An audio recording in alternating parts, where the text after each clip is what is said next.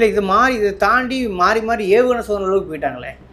அதான் இதுதான் உணர்வுபூர்வமாக இந்த பிரச்சனையை வந்து பார்க்குறது. அது பிரச்சனையை தீர்க்காது. நீங்கள் நதியை அடைக்கிறதோ ஏவுகணை சோதனை பண்ணுறதோ ஃபுல் ஸ்கேல் வாருக்கு தயாராகிறதோ அதனால் இந்திய பொருளாதாரம் நலிவடையும், பாகிஸ்தான் பொருளாதாரம் நலிவடையும்.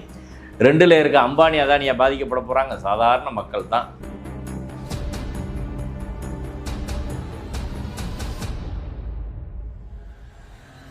காஷ்மீரை வைத்து அரசியல் செய்பவர்கள் இந்த பிரச்சனையை முடியக்கூடாதுன்னு நினைக்கிறாங்களோ அப்படின்ற பாகிஸ்தான்லேயே அதான்.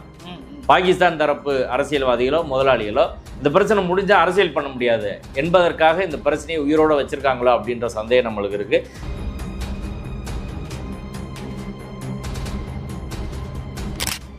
காஷ்மீரில் உள்ள 40க்கும் மேற்பட்ட இஸ்லாமிய அமைப்புகள் கடையெடுப்பு நடத்தி போராட்டம் நடத்தி இஸ்லாத்துக்கு எதிரானது அப்படின்னு சொல்லியிருக்காங்க.